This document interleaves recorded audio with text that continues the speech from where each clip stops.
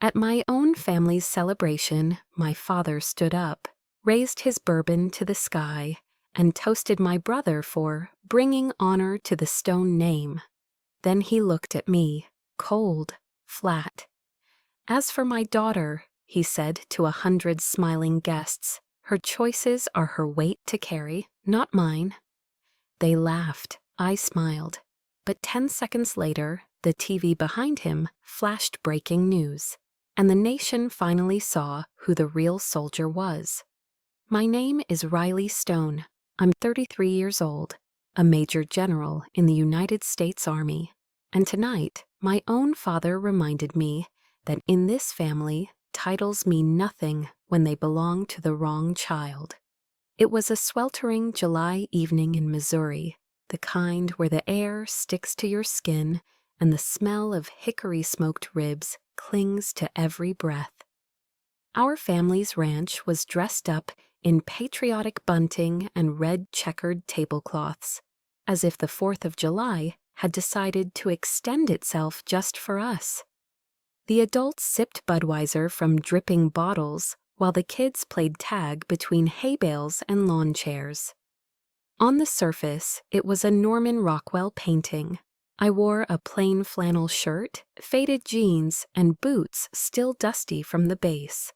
I looked out of place among the designer polos, sundresses, and manicured smiles. Liam, my older brother, Captain Liam Stone, wore a custom-tailored navy suit. He held court in the center of the lawn, spinning stories about Pentagon strategy meetings and rubbing shoulders with senators. People laughed too loudly, nodded too eagerly. He was the chosen one. I tried to catch my mother's eye. Eleanor Stone stood by the buffet, ladling mashed potatoes onto Liam's plate as though it were a sacred offering. I said, "Hey, Mom." She glanced at me, her smile tight and distracted. "Hi, sweetheart," she whispered quickly, eyes darting back to Liam. "Be sure to grab some corn before it's gone." She turned away, that fast, when Dad, Harrison Stone, rose from his chair with a glass of Four Roses bourbon in hand. The yard fell quiet. His voice, aged by years of command and arrogance, boomed across the gathering. "I'd like to make a toast." Every head turned, phones dropped, conversations died. He lifted his glass high and looked directly at Liam. "To my son, Captain Liam Stone, a man who carries the Stone family legacy with honor and brilliance." Applause erupted, whistles, cheers. Pride soaked the air like humidity. Then he turned to me. For a second, our eyes met. His were icy, assessing, and empty. He cleared his throat and added, "And my daughter, well, her choices are her own burden to carry." That was it. No name, no glass raised. Just a dismissal so sharp it sliced through the cheers like broken glass in a punch bowl. The silence that followed was louder than any explosion I'd heard in combat. Even the crickets stopped. I felt my stomach turn to stone. My breath caught. I stood there, suddenly hyper-aware of every person's gaze, shifting awkwardly, of the neighbor's kid's jaw dropping mid-hot dog bite, of the way Liam grinned smugly into his drink. I wanted to vanish. Then came the twist of fate no one expected. The outdoor bar's flat-screen TV, previously playing background baseball highlights, flickered and switched to a Fox News special bulletin. The host's voice was somber. "We've just received confirmation from the Department of Defense." My heart stopped. The screen filled with the Pentagon seal. Then my photograph, in full Army combat uniform. My face, my name, my rank. The Chiron Red, breaking 33-year-old Major General Riley Stone. The strategic mind behind global AI counteroffensive. The silence was absolute. No one clapped, no one cheered. My father's bourbon glass trembled in his hand, the amber liquid shivering with it. The pride in his eyes drained like a faulty dam. And I didn't smile. I didn't bask in it. I felt nothing, or rather, I felt too much. A flood of rage and sadness and vindication, all battling to rise. But mostly I felt a hollow pit in my chest, as if I'd jumped from 10,000 feet without a parachute, and was still falling. They saw me now, but not as a daughter, only as an anomaly. And still, no one said a word. As I stood there, frozen, my fingers clenched involuntarily around the condensation-slick bottle of water I hadn't even realized I was holding. No one met my eyes, not my uncles, not my cousins, not even the neighbor whose son I'd once pulled out of a flipped pickup during a flash flood. Everyone looked at the ground, at their drinks, at anywhere but me. The TV kept playing, my name again, this time with a scrolling headline about my contributions to the International Task Force against rogue AI combat systems. But no one commented, not a single "that's incredible" or "I had no idea." Just silence. I turned and walked toward the house. My boots thudded against the wooden porch. Each step felt heavier than the last, like the weight of every year I'd spent fighting. Not just wars abroad, but for space to breathe in my own family. I passed the picture wall in the foyer, photos of Liam at West Point, Liam shaking hands with politicians, Liam standing with Dad next to a new truck. My face was nowhere. In the kitchen, I stared at the counter. My mother's strawberry pie sat there untouched. I had made that pie. I brought it, hoping maybe, just maybe, it would earn a small moment of warmth. But no one had asked who made it, and now it sat, like me, unnoticed. Behind me, the back door creaked. I didn't turn. I didn't have to. "You didn't have to storm off," my mother's voice said, soft and full of tension. "I didn't," I replied, barely above a whisper. "I walked," she sighed. "Your father, he didn't mean to hurt you." I let out a bitter laugh. "He didn't even say my name, Mom." She didn't answer, just stood there, probably wringing her hands the way she did when she couldn't fix something without breaking something else. "I'm a general," I said finally. "I've led missions that saved thousands of lives, but I'll never be enough, will I? You don't have to prove anything to us." "But I did. And I do, and I think I always will." She stepped closer, but I backed away. I wasn't ready, not tonight. That's when I knew. This wasn't just a bad night. This was the blueprint. This was who they'd always been. And I was done asking for space, at a table that had been set for someone else's success. The bourbon glass in my father's hand trembled when the TV announced my name. But my own hands were steady. That kind of shake, of surprise, of disbelief, I'd experienced it at 23, not 33.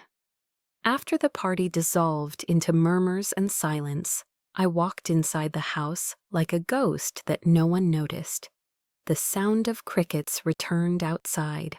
The laughter was gone. I climbed the stairs, each step groaning under my boots, but no one called after me. Upstairs, the hallway smelled like cedar polish and thyme. I stopped outside the family room. The fireplace mantel had always been a shrine to achievements, mainly Liam's. But for a few years, there had been one frame that broke the pattern, a photo of me on graduation day from airborne school, sweat on my brow, mud on my uniform, eyes lit up with a pride I hadn't felt in years. It was gone. In its place, a polished photo of Liam in a dark gray suit, grinning next to a U.S. senator. I stepped closer, not a speck of dust, freshly cleaned, revered. I called out, "Mom!"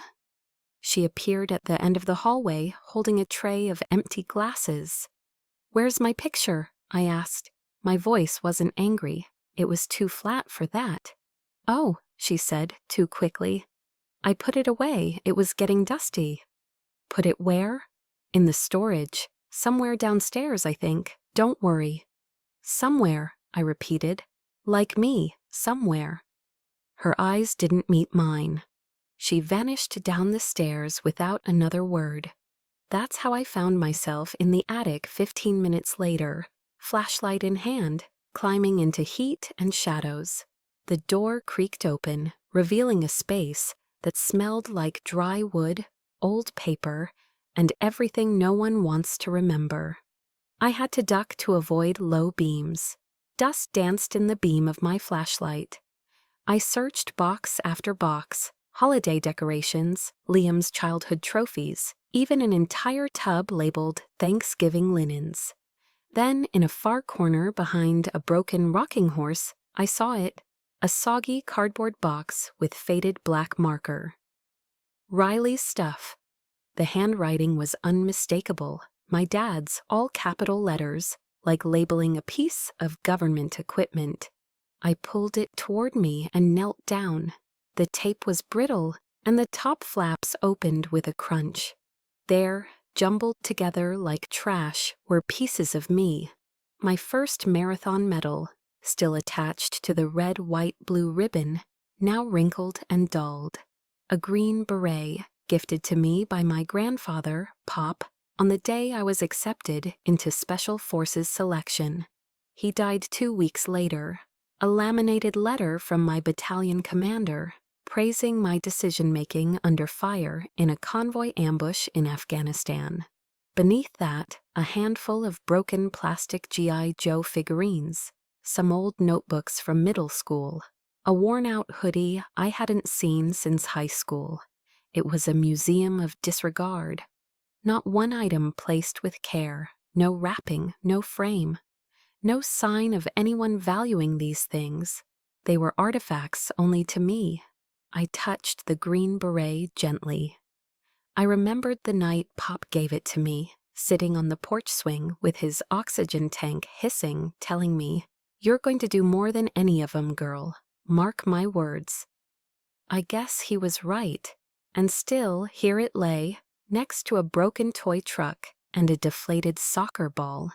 At the bottom of the box, half-bent and water-damaged, was my Soldier of the Year certificate from the 82nd Airborne Division. I had received it in 2016. I remembered calling home that day. I was so proud I could barely get the words out. I had said, "Dad, I won it. I really did." They called my name in front of the whole base. His reply was as casual as a grocery list. "Good. Liam just got accepted into the MBA program at Georgetown. He's moving to DC soon. Hey, I have to go. Long-distance calls still cost something." Click. 30 seconds. That's how long it took for a year of my sweat and sacrifice to get folded into nothing. Now I stared at that warped paper. It used to hang in my barracks. I had laminated it myself. And here it was, bent, curling at the edges, crammed behind a torn Batman folder. I sat back on my heels. The attic creaked. I didn't cry. I didn't even blink. My heart had long since hardened to these small betrayals, but something inside me calcified in that moment. A decision, or maybe a resignation. They never saw me, not the real me, only the burden of me. And now even my victories were inconvenient clutter. I picked up the medal, the beret, the certificate. I folded them gently into my lap, smoothing out their edges with my palms. My fingers moved like I was handling explosives, because in a way I was. These weren't just items. They were everything I'd built, everything they didn't want to display because it didn't fit their narrative. The house groaned again with the settling heat. Somewhere downstairs, someone turned on music, classic rock, probably Liam's playlist. I looked around the attic one more time, then I spoke out loud, to no one. "I am not the forgotten one. I am the proof you ignored." And I closed the box again, this time carefully, as if the past deserved at least one person who wouldn't throw it away. Back in my childhood bedroom, I placed the box at the foot of the bed. The posters were gone, replaced by beige walls and a decorative sign that read "Home Sweet Home." Like the house itself had tried to forget I ever lived there. I sat on the edge of the bed, still holding the beret in my lap. A memory hit me, clear, precise, painful. I was 16. It was the night before my first state track meet. I had trained for months. Dad had promised to come. He didn't. That night, Liam got a B+ on an advanced math test, and Dad took him out for steak. I remember standing on the podium with my ribbon and scanning the crowd, hoping maybe he'd show up late. He didn't. Mom said, "He had a work thing, sweetheart." That's when I first learned. His version of love was conditional. Liam's version of success made sense to him. Mine never would. Now, years later, I was still standing on that invisible podium, ribbon in hand, audience gone silent. Except this time, I wouldn't wait for applause. I remember the taste of powdered eggs and stale coffee more vividly than any birthday cake from my childhood. My first years in the Army weren't glamorous. I was stationed at Fort Bragg, sleeping in a shared barracks that smelled like old boots and industrial cleaner. My meals came from plastic trays. My paychecks were barely enough to live on, but I still managed to send money home. Every month, like clockwork, I wired a portion of my check back to Missouri. I told myself it was for the house, maybe for new windows in the upstairs bedroom that always leaked during thunderstorms. I imagined Mom buying groceries, Dad finally fixing the porch steps. That's what I thought I was doing, helping, being a good daughter, a responsible adult. A soldier who could carry more than just her pack. I skipped vacations, turned down weekend getaways, and declined invitations from my unit. While they went off for beers or trips to Myrtle Beach, I stayed behind, microwaving dollar ramen in my room, rerouting my fun money to a family that barely acknowledged my existence. I once turned down a 4-day pass to save for what I thought would be my parents' anniversary gift, a new dishwasher. I ate off cardboard, so Liam could eat off porcelain. Then came the call. It was a Sunday afternoon, the kind where I let myself indulge in a second cup of coffee and half a chapter from a Clancy novel. Mom called while I was folding laundry. Her voice was cheerful, rushed. "Thanks for the money, honey," she said. Liam looked amazing in that Armani suit. Fit him like a glove, perfect for the New York trip. The networking went great, by the way. You should have seen the photos. At first, I didn't understand. I actually smiled like an idiot. "What photos?" "Oh, you know, from the mixer. That rooftop event at the Empire Hotel. We wouldn't have managed the flights and hotel without your help." My hands froze mid-fold. "You used the money I sent for Liam?" I asked slowly. "Well," she said, hesitating for the first time. "He really needed to look sharp. These opportunities don't come around twice." I don't remember much of the rest of that conversation. I think I made an excuse and hung up.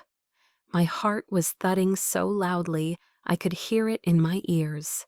The room spun slightly. I had lived off dollar store groceries, passed on replacing my worn boots, rationed toothpaste toward the end of the month. Also, my golden boy brother could wine and dine in Manhattan. I sat on the edge of my bunk and stared at the floor for a long time.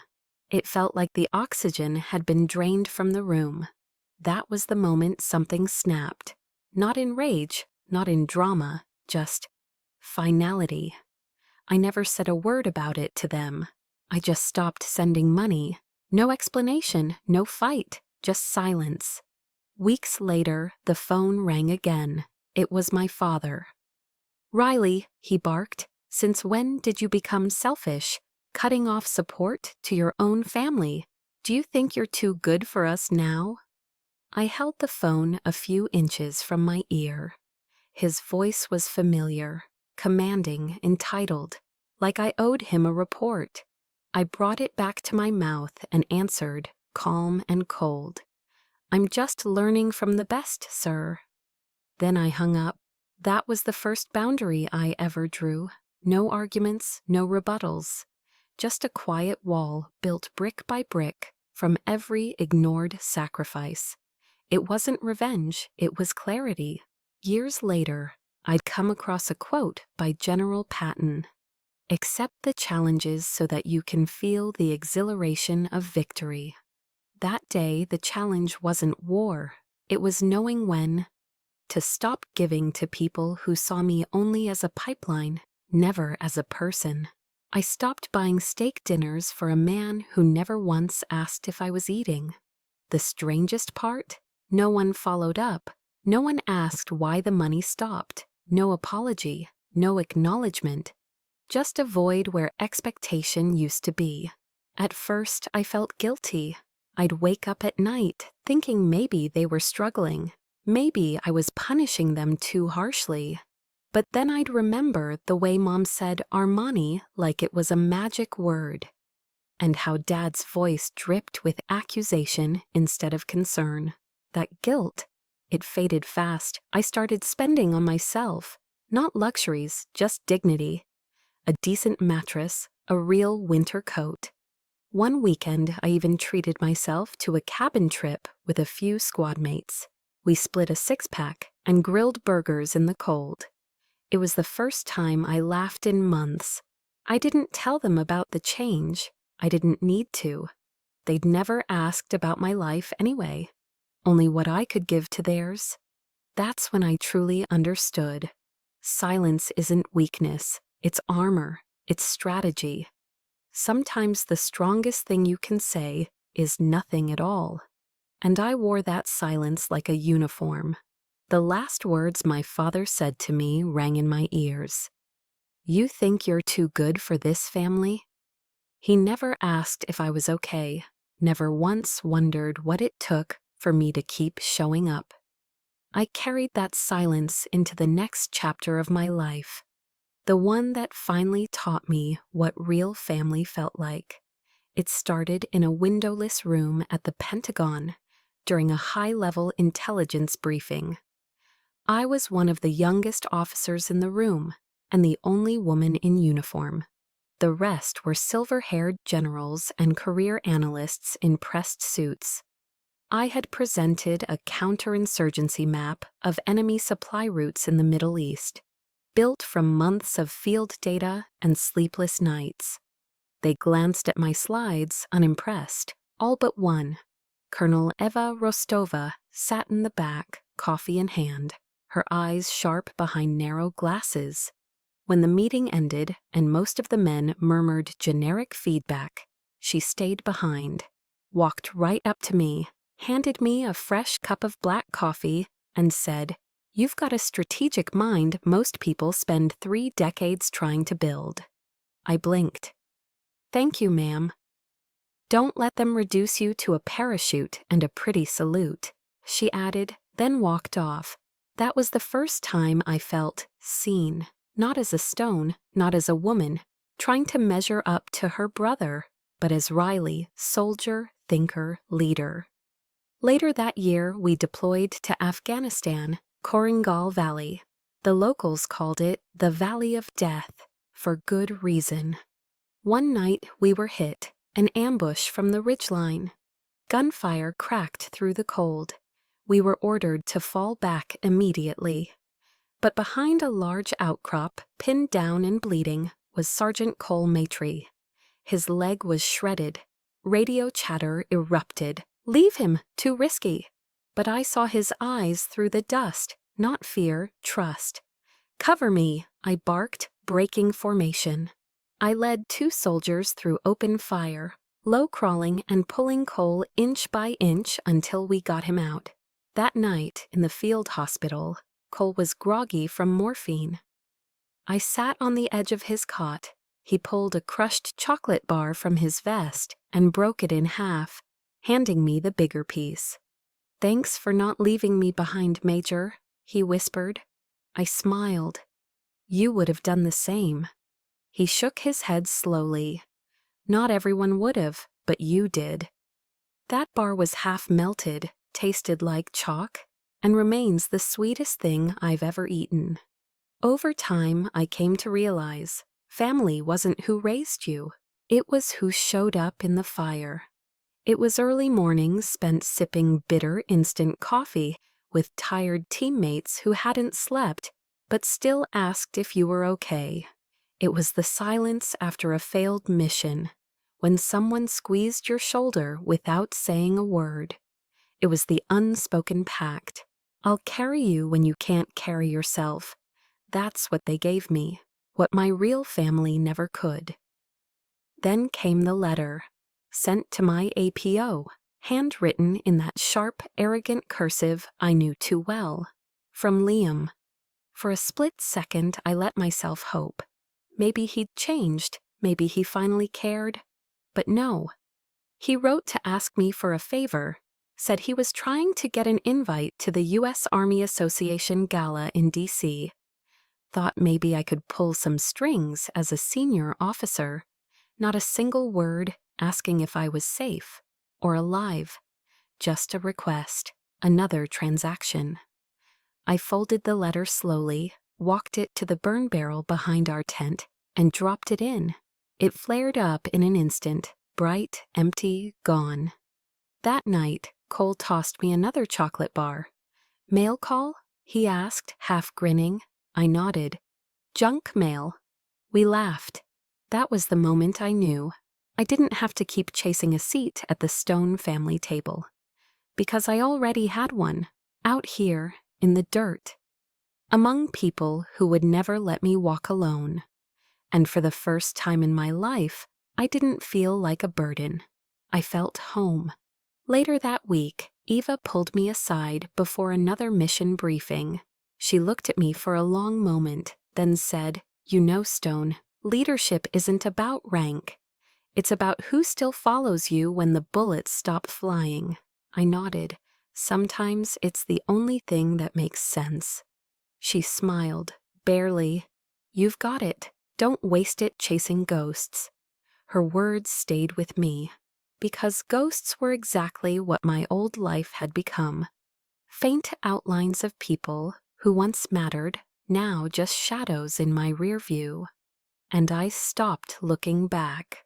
We made a habit of gathering near the comms tent late at night, huddled around metal mugs and jokes that only made sense to those who had stared down the same barrel. We shared stories, pain, silence. That's where I belonged, not in living rooms lined with polished portraits, but in muddy boots and worn hands that knew how to hold weight. This was my family, not by blood, but by choice. And that made all the difference. It started on a Monday morning like any other. I had just stepped into my office at the Pentagon, coffee in hand, boots still damp from the rain outside. My inbox was already a war zone. I was halfway through reading a briefing when my phone buzzed once, twice, then nonstop. Something was wrong. I looked up. A few colleagues were staring at me across the hallway. Not curious, concerned. Eva Rostova appeared at my door. No words, just a look. She nodded toward the break room. The television was on, and there he was, Ethan Vance, my cousin, in full West Point dress uniform, seated on the Fox and Friends morning set. His smile was modest, his hair was perfect. He was being introduced as one of the brilliant minds behind Operation Iron Echo. My operation. He spoke slowly, reverently, as if recalling trauma that had aged him. "It was the hardest decision I've ever made," he said, voice trembling slightly. "We were losing control of the AO. I had to step in. We pushed back. It cost lives, but we prevailed." I stood frozen. He described, down to the radio commands, terrain layout, even the moment of enemy retreat. Events that only someone in that room would have known. Only me. And then, as if the performance needed an Oscar, he paused and choked up. I still remember the faces of the men we lost. We didn't leave anyone behind. A single tear rolled down his cheek. Eva cursed under her breath. He's using your debriefing notes, word for word. I didn't speak. I couldn't. I stared at the screen as America listened to a lie. Not a misquote, a full-blown hijacking. And I wasn't just erased, I was replaced. The moment the segment ended, I stepped into the hallway and called my father. He picked up after one ring. "Riley," he said, like nothing had happened. "You saw the interview?" I asked. "Of course," he said. "Ethan did great, polished, confident. The country needs heroes like him." I felt my throat tighten. That was my operation. He took my work, my decisions. He sighed. "Look, I told him he could go ahead with it. He needed a boost for his future. This helps the family image. You're already a general. What's the harm in sharing the spotlight a little?" Sharing? He stole it. "You're being selfish," he said. "Don't make this about ego, Riley." Ego. I nearly dropped the phone. To him, this wasn't betrayal. It was strategy, a brand, and I was just a pawn in the Stone family's legacy campaign. "Goodbye, Dad," I said, and I hung up. For a few minutes, I just stood in the hallway, my mind roaring with static. Then my phone buzzed again.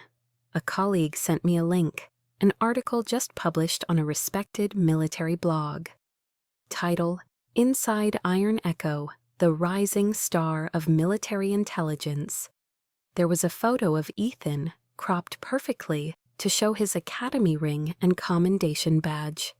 The piece praised his unparalleled tactical instincts and cited sources inside the Pentagon who confirmed his heroism during the operation. Sources. I didn't need a name. I recognized the cadence of the sentences, the way the quotes were shaped. Liam, my brother, the public affairs golden boy, had planted this story. He knew how to work the media, how to bury credit and inflate fiction. He didn't just help Ethan, he orchestrated the narrative. I read it again. One phrase stood out. While senior officers remained hesitant, Lieutenant Vance took bold action. That wasn't just a lie. That was a dagger. I slammed the laptop shut and clenched my fists. Every sacrifice I made, every scar, sleepless night, lost friend, was now fuel for a PR stunt. Not by the enemy, by my own family. No, by the men who were supposed to protect me.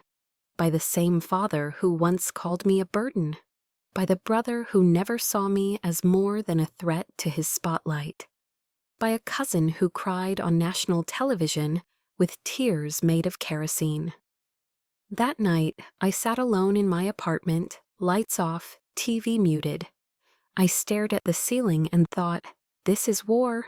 Not the kind fought in deserts, the kind where truth is a liability, where silence is permission, where family becomes a weapon. I used to think the battlefield was behind me. I was wrong. It had just moved indoors. The next morning, I received an internal memo. Requests from press outlets for comments, confirmations, sound bites. The floodgates had opened. Ethan's name was trending. The blog post had been picked up by other military news sites. And I had become a ghost in my own story. Eva walked into my office with 2 coffees. She set one down in front of me without a word. Then she sat across from me and looked me dead in the eyes. "You're not going to let this slide, are you?" I didn't answer. She leaned back. "You've kept quiet long enough, Riley. You let them call you a burden. You let them take your money, your credit, your dignity. But this..." She tapped the desk. "This is war." I took a sip of coffee. It was bitter, strong, the kind that burns on the way down. "I'm done being quiet," I said. She nodded. "Then let's get loud." I opened my laptop, and I started gathering every shred of evidence I had. debrief logs, field reports, chain of command emails, briefing slides with my digital signature. I was going to burn the lie down to the foundation. If they wanted a storm, I'd give them a hurricane. Not just for me, but for every woman who ever sat in a war room and got told her brilliance was just a nice accessory. For every soldier whose silence was mistaken for surrender. I wasn't erased, I was just loading. The email arrived at 0700 sharp. Subject line: suspension pending security review, priority. I stared at it for a full 10 seconds before opening. The sender was official, Office of Army Personnel Command.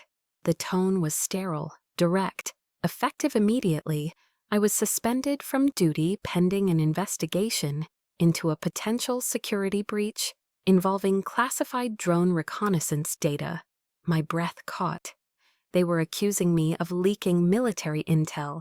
15 years in uniform, no violations, no strikes, not a single missed review. And on the anniversary of my enlistment, July 8, 0600 Fort Jackson. They chose this exact day to send it. Coincidence? No. Precision. The attached PDF outlined the charge. Breach of Category 1 Security Protocol. The name signing off at the bottom wasn't real, but I recognized the alias. MJR Delta. A ghost signature used by high-level clearance staff.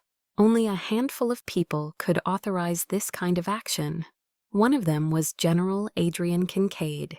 He'd hated me since the Kabul intel shakeup. I exposed a flaw in his drone command model, cost him 2 contracts and a promotion, and now he was backing Ethan, my cousin, the man who stole my operation. This was retaliation wrapped in protocol, a kill shot by spreadsheet. My hands clenched around the mouse. They weren't just trying to silence me, they were going to bury me. I sat motionless in my empty office. Outside, DC traffic droned like nothing had changed, but inside me, something snapped. Not like a twig, like steel under pressure. The kind of break you don't hear until the damage is irreversible. For years, I'd stayed quiet. When my father called me a burden, when Liam drained my paycheck for Armani suits, when Ethan cried fake tears on national television with my war story in his mouth, I swallowed it. But this wasn't family politics. This was erasure. Institutional, deliberate, coordinated. I leaned back in my chair, fluorescent light buzzing above me, and I remembered something, an old TED Talk I'd watched during my 3rd tour. Brené Brown talking about vulnerability. Vulnerability is not weakness, she said. It's our greatest measure of courage. I never wanted to be vulnerable, but now I had no choice. I could either disappear quietly or detonate. I stood up, walked to the window, and made a decision. I wasn't going to hide. I wasn't going to beg. They wanted a war? They picked the wrong soldier. Instead of calling legal, I pulled out my secure line. It had one number programmed into it. It rang once, twice. Then a voice answered.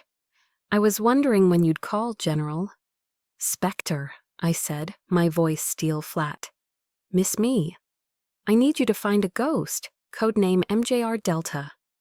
There was a pause, then a laugh, low, amused. "Target acquired," he said. "What's the plan?" "We expose them, every message, every access point, every shell company they used to funnel this garbage. I want the chain of command, full thread. And when we find it," I looked out the window. The Capitol dome glowed faintly in the heat haze. "Then we burn it down." That night, I didn't sleep. I wrote, not a resignation, a war map. I listed every officer who could have authorized the fake report, every known alias tied to Kincaid. I dug through old comm logs, pulled favor strings with 2 intel contacts in CENTCOM, and sent encrypted pings to former comrades who owed me more than drinks. By Oro 300, Spectre sent back his first hit. A shell server in Arlington pinged from an IP inside the Pentagon. They hadn't even tried to hide it. Sloppy, arrogant, typical. By morning, I had the beginnings of a dossier, names, timelines, logins, and a simple, terrifying realization: this wasn't just about me. It was about a system that chewed up its best and handed medals to the ones who smiled best on TV. I thought about every soldier who'd been quietly pushed aside, every woman who got labeled too emotional after speaking truth, every enlisted man whose ideas were stolen by a superior with better connections. This was bigger than Riley Stone. This was rot, and rot spreads unless you cut it out. To those of you listening right now, some of you know exactly what this feels like. You've given everything to a job, a system, a family, and when it suited them, they tossed you aside. I want you to hear me when I say this. Silence is not the same as peace. Sometimes silence is the slow death they want for you. I'm done being quiet. And if they want to know what happens when you corner a soldier, they're about to find out. The next day, my access badge was revoked. I was escorted out of the Pentagon like a criminal. No announcement, no chance to speak, just a quiet walk past people who used to nod at me in the hallway. Eva Rostova was waiting outside. She handed me a manila envelope without saying a word. Inside were notes she'd taken during the last intel briefing, time-stamped, initialed, with my contributions highlighted. Her message was clear. I see you. It was more than my family had ever done.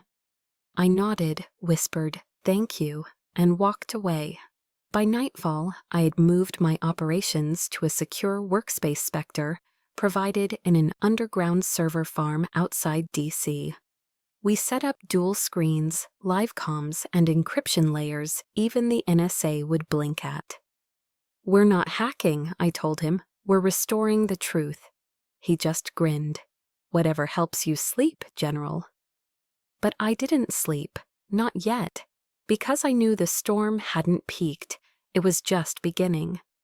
The room was dark except for the pale green glow of 6 monitors. Arlington, Virginia, one of Spectre's many nests. He worked like a machine. No music, no coffee, no unnecessary words.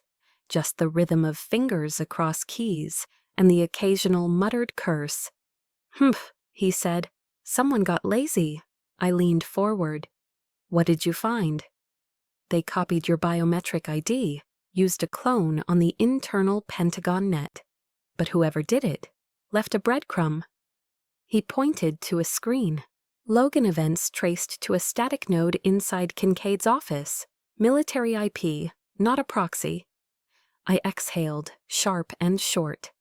So he didn't just approve the suspension, he executed the breach. Spectre nodded. "And it gets better." He brought up an encrypted email string. The header was familiar. Mil-int suffix, Kincaid's digital signature. But the recipient? "Ethan Vance," I said aloud. Subject line, narrative coordination, Operation Iron Echo. Spectre decrypted the body. "In exchange for public cooperation with media exposure," Spectre read, "you will be granted a classified clearance slot in Military Intelligence Command, contingent on confirmation of public engagement outcomes." I closed my eyes for a moment. It wasn't just about stealing a story. It was a trade deal. My operation for Ethan's promotion. I felt my jaw tighten. "Keep digging," I said. While Spectre continued his sweep, another name popped up on my screen. Sarah Jennings, investigative journalist, sister of Sergeant Cole Matry. She messaged me directly. "We need to talk. I've got something on Liam." I met Sarah at a diner off I-395. Vinyl booths, bad coffee, and better privacy. She was already there, flipping through a small notebook. "I started digging after what happened to Cole," she said. I didn't like how the story shifted, and I really didn't like your name disappearing from it. She slid a small recorder across the table. I've been tracking Liam's meetings. He's met with at least 4 military correspondents in the past month. All off the books, no transcripts. She clicked play. My sister, Liam's voice, smooth, casual. She's got medals, sure, but don't confuse luck for talent. The real skill? That's knowing how to shape the narrative. Sarah paused the recording. I also have a source, junior staffer. He overheard Liam saying the whole Ethan campaign was a cleanup job for your PR. I shook my head, biting back something between a laugh and a scream. He wasn't just helping Ethan. He was positioning himself as the handler, the genius behind the myth. And I was a tool. Sarah pushed a folder across the table. Inside were printouts, journalist communications, metadata from the stories, IPs, timestamps, evidence of pre-written quotes. They planned it all weeks in advance, she said. Before Ethan went on Fox and Friends. I whispered. They knew exactly what they were doing. She nodded. They wanted you out of the story, out of the picture. I left the diner with shaking hands and a folder full of betrayal. Back in Arlington, Spectre looked up when I entered. Check this, he said. Up came a new screen. You recognize this email address? I blinked. It was my father's personal Gmail. Spectre said, he's not careful, never was. He opened a chain of emails, plain text, no encryption, like 2 old men gossiping over a drink. Except these 2 were General Kincaid and Harrison Stone, my father. The subject line, Behavioral Patterns, Riley. I sat down slowly. Kincaid had asked for psychological context, and my father had delivered. He wrote about me in 3rd person. Riley has always shown volatility under pressure. She resents male authority, prone to outbursts and idealistic rigidity. May require monitoring for long-term leadership stability. I stopped reading. Spectre whispered, he gave them the profile they needed to justify your takedown. He didn't need to plant false evidence. He just let my scars speak louder than my record. And he handed them the knife. I stared at the screens, at the emails, at the timeline we'd built. Father, brother, cousin, mentor turned adversary. Each played their part. Each saw me not as a daughter, sister, soldier, but as an obstacle. And yet, I didn't feel broken. I felt ready. That night, I sat alone in the dim light of Spectre's bunker. Folder in one hand, black coffee in the other. Sarah's evidence was solid. Spectre's data airtight. The threads were clear, converging at a single point. But strategy wasn't about emotion. It was about timing. I opened a worn notebook, the one I kept from my days at command school. On the inside cover, I had scribbled one quote years ago in red ink. Know thy enemy, know thyself, and in 100 battles you will never be defeated. Sun Tzu, The Art of War. I turned the page and began outlining Phase 1. We wouldn't go public yet, not until the foundation was rotted enough to crumble under its own weight. We needed one more piece, one misstep from their side to trigger everything. Spectre prepped the packet. Sarah began prepping a teaser for the press. And I started rehearsing a different kind of mission briefing, one where my weapon wasn't firepower, but evidence. One where the battlefield wasn't foreign soil, but live broadcast. And for the first time in weeks, I slept. Not out of exhaustion, but resolve. The hearing room was packed. Capitol Hill, Committee on Armed Services, C-SPAN cameras live-streamed everything. The walls felt like they were sweating under the tension. General Adrian Kincaid sat on the front row in his full-dress uniform, the sheen of metals across his chest like armor. To his left sat Liam, polished, pressed, unreadable. And next to him, Ethan Vance, clearly coached, clearly smug. And I walked in through the center doors, spine straight, in my own ceremonial blues. I didn't smile. I didn't waver. The air changed the moment I took the stand. A senator from Delaware opened the session. General Riley Stone, you've requested this opportunity to respond to serious allegations. The floor is yours. I nodded once and adjusted the mic. For 15 years, I served this country in silence. I planned missions, protected lives, and accepted the cost of wearing this uniform. I never asked for recognition. I only asked for truth. But truth, it seems, was inconvenient. I paused. The room didn't breathe. And now I will show you exactly why I was suspended. Not because of wrongdoing, but because I knew too much. I motioned to the staffer. The first video appeared on the large screen behind me. It was Ethan on Fox and Friends, describing the Iron Echo mission. Polished, scripted, full of dramatic flair. Then I played the mission audio, black box feed from our operation in the field. My voice, barking orders, coordinating airstrikes, saving Sergeant Maitre's team under live fire. There was no Ethan, only me. A murmur rolled through the gallery. I raised my hand for silence. Ethan Vance was never on that mission. He told a story that wasn't his and sold it to America. Kincaid's jaw tightened. I nodded again. But he didn't act alone. Another slide appeared, email exchanges between Kincaid and Ethan, promises of a future position in military intelligence tied to Ethan's public cooperation. He was bribed, I said, to lie in exchange for a career. I saw Ethan glance sideways, his hands fidgeting. Let's move on to Liam Stone, I continued. Senior Public Affairs Officer at the Pentagon. I tapped the clicker. On screen, metadata showing Liam's private meetings with key defense journalists, timed days before their articles published, citing anonymous sources discrediting my work. I played the audio. My sister? She's got medals, sure, but don't confuse luck for talent. The real skill? That's knowing how to shape the narrative. Liam didn't flinch. I did not blink. Then came the final blow. I want to turn your attention to this correspondence, I said, my voice razor sharp. Up came the email string from my father, Harrison Stone, to General Kincaid. No encryption, just cold, precise language. Riley has always demonstrated volatile emotional patterns. Resists male leadership, prone to acts of insubordination cloaked in moral righteousness. I let the words hang. He didn't defend me. He armed my enemies. A long pause. No one in the room moved.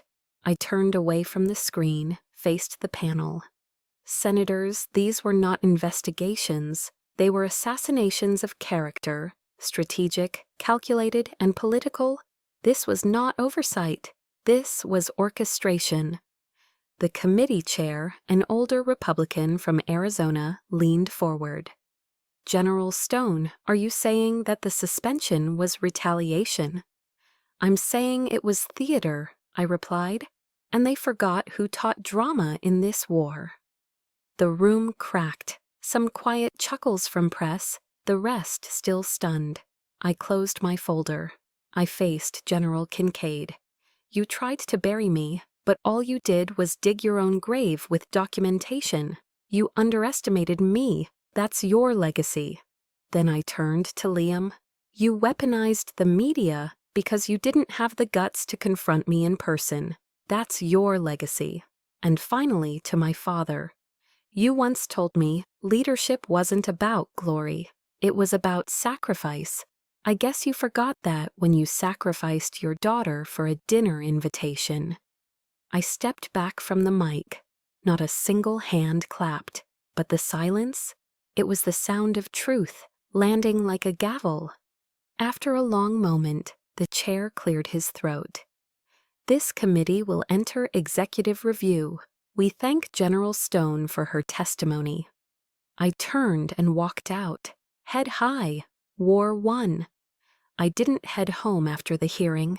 I walked straight to the reflecting pool in front of the Capitol, pulled off my gloves, and stared at the glassy surface like it might crack from the weight of everything that had just happened. Eva Rostova called. I didn't answer. I didn't need to. We both knew what this moment meant. Behind me, reporters began to gather. Some shouted my name, cameras rolled, but I wasn't ready to speak to them, not yet. Not until the official transcripts were sealed. Not until the ripples began to hit command chains. That evening, Spectre sent me a message. It's done. Press picked up the footage, trending in under 12 minutes. Ethan just deleted his social media. I didn't smile, not out of bitterness, but because justice isn't joy, it's relief. I walked back to the secure flat in Arlington where I'd lived for weeks. Inside, Sarah Jennings sat at the kitchen table, typing fiercely. She looked up. "It's already hitting networks," she said. "You're being called the General of Truth. You know that, right?" I shook my head. "That's dangerous." "No," she said. "It's overdue." We didn't toast, we didn't cheer, we just sat in the calm. I opened my notebook again, wrote one sentence on a clean page. Phase 2 begins tomorrow. Because cleaning out rot doesn't stop with one room. The next morning, I woke before sunrise. Not out of anxiety, but instinct. The kind you sharpen in war zones when every breath before dawn feels like borrowed time. I sat with black coffee and my father's last email still burned into my memory. He hadn't apologized. He hadn't retracted. There was no follow-up message, just silence. But silence was its own admission. A new message arrived, this time from a junior officer at Fort Bragg. It read, "Ma'am, just wanted you to know, everyone here's watching, and we're proud." One line. But it cut through more than 1,000 press headlines ever could. That's when I realized this wasn't about one hearing or one career. It was about something far bigger. What we normalize, what we excuse, what we choose to challenge.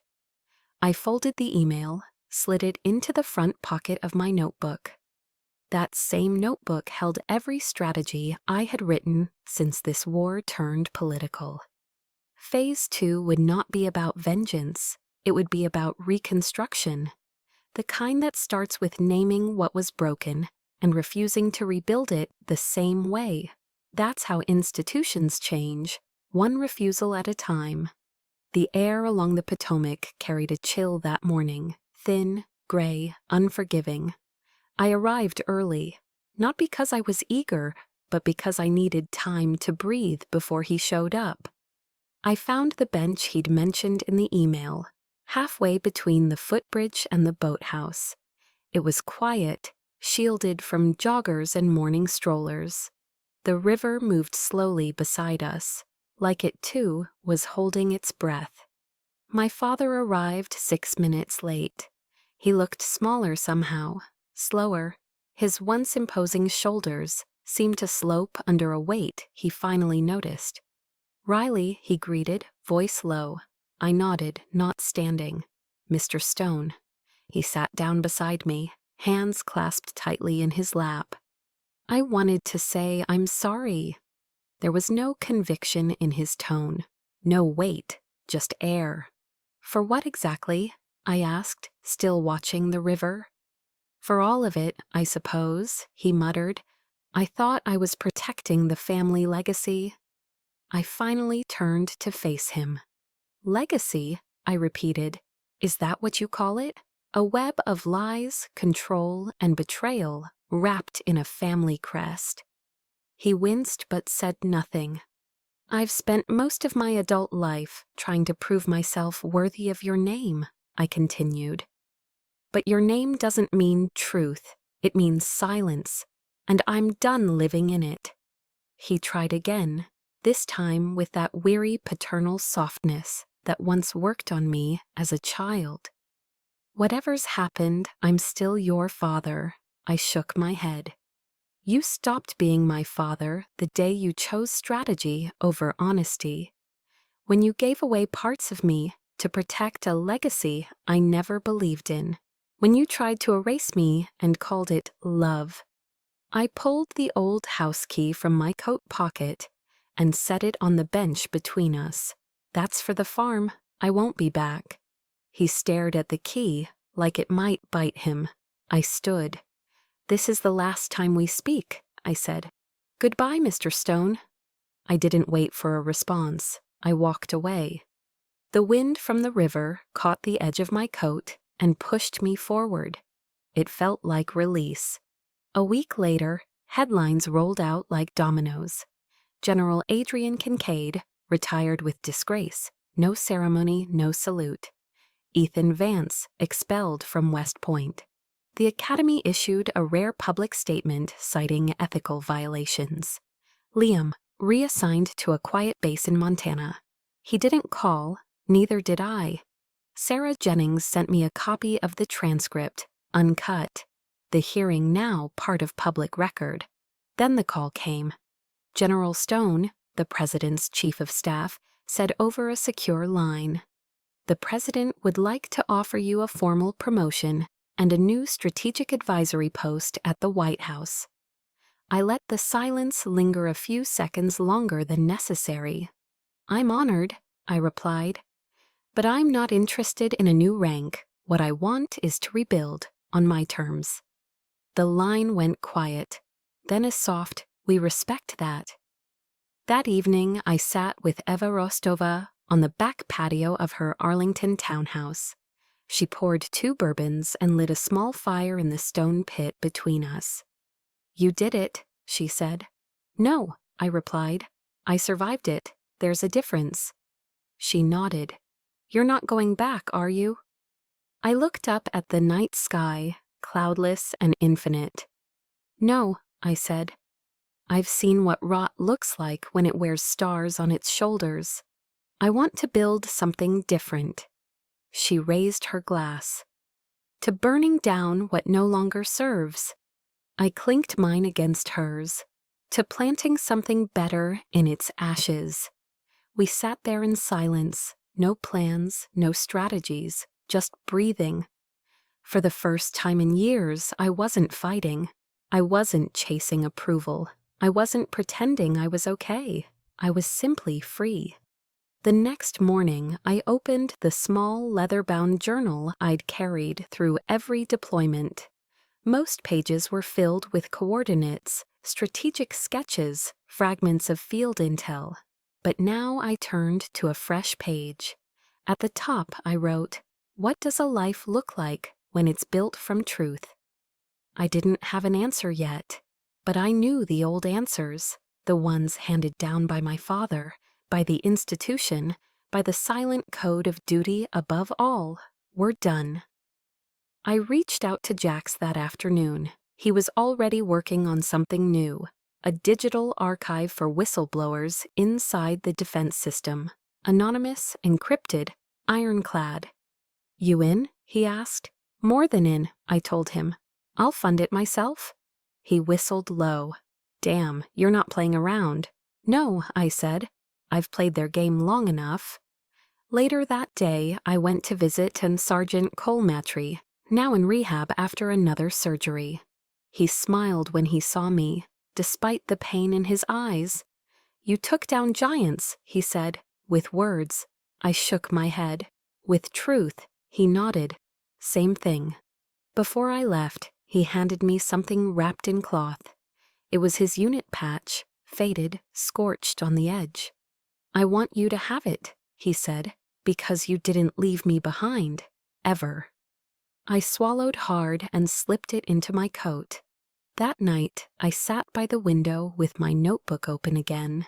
This time, I wrote, "Let them inherit ashes, I'll inherit clarity."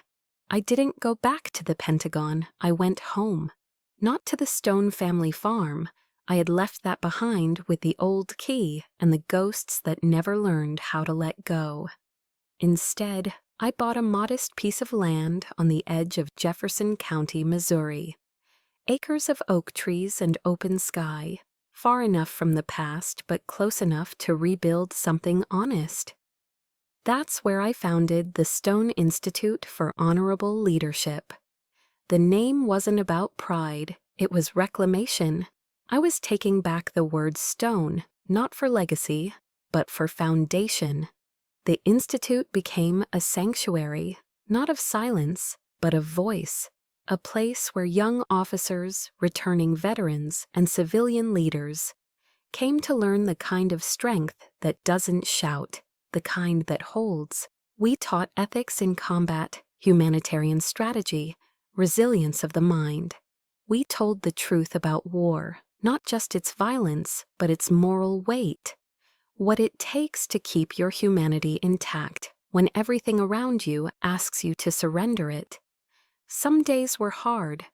There were faces in those lecture halls that reminded me of my own reflection a decade ago, tight-jawed, closed-hearted, trying not to drown in invisible wounds. But then someone would stay after class, ask a question, cry, laugh, offer a story. And healing would begin, not from me, but from the space we'd made together. One overcast afternoon in early spring, my mother showed up. I was kneeling in the memorial garden, pulling out winter weeds when I saw her brown boots step onto the gravel path. She didn't say anything right away, just crouched beside me and picked up the trowel I'd set aside. We worked in silence, the kind that wasn't empty this time, but willing. When the last flower bed was cleared, she reached into her coat pocket and placed something in my palm, my first marathon medal. The one I thought they'd thrown away. It was polished, smooth, like it had been waiting. "I'm sorry," she whispered. "I wasn't brave." I didn't say anything. I didn't need to. I just closed my fingers around the medal and nodded. I wasn't forgiving her for the past. I was forgiving myself for carrying it so long. Weeks passed, classes grew, applications tripled. One evening I stood at the back of the main hall, watching a group of cadets laugh over their notes and coffee. The whiteboard was still marked with notes from the last session: philosophy, tactics, purpose. That night I wrote a new lecture. Not about victory, not about medals, about betrayal, loss, and how those things, if faced with courage, can shape the kind of leader no school can fabricate. I opened class the next morning without preamble. "What makes a leader worth following?" I asked. Silence, and then stories came about broken commands, saved lives, mentors who had failed, and moments they could have given in, but didn't. When it ended, I walked to the board and wrote 4 words: "Honor is not inherited, it is built." I stood beside it for a moment, the marker still warm in my hand. That was the legacy I wanted. Not one carved in stone, but one planted, watered, lived. And finally, let go. That night, after everyone had gone, I walked the perimeter of the land. The stars were clear above Missouri, unbothered by memory, untethered from bloodlines. I found myself thinking not about battles or hearings or betrayals, but about the simple rhythm of rebuilding, of mornings that began with black coffee and the hum of cicadas, of veterans in work boots clearing trails behind the lecture hall, of planting something that would last longer than I ever would. I kept a stack of books in my office, worn copies of Marcus Aurelius, Seneca, Epictetus. Most had notes in the margins, left there from my time in Kabul, in Seoul, in Arlington.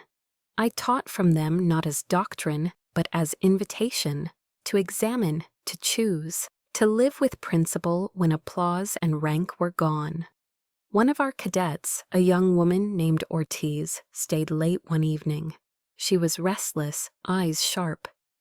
"Ma'am," she said, "how do you know when to stop fighting?" I thought of my father, of Ethan, of Liam, of the battlefield and the boardroom and the Senate floor. "When the battle costs you more than the wound," I said. "When you realize peace is not the absence of conflict, it's the presence of alignment." She didn't write that down. She just nodded, and that told me she understood. I wasn't building a legacy of power. I was building a place for truth to breathe. And that was enough. If you've stayed with me all the way here, thank you. This wasn't just a story about betrayal and power. It was about choosing who we become after the ashes. Maybe, like me, you've carried wounds others never saw. Maybe you're still rebuilding. I hope Riley's journey reminded you that truth, when lived out loud, can be healing. If this story meant something to you, hit subscribe. Share it with someone who needs it, and let me know. What does your legacy look like? Until next time, stay strong, stay true.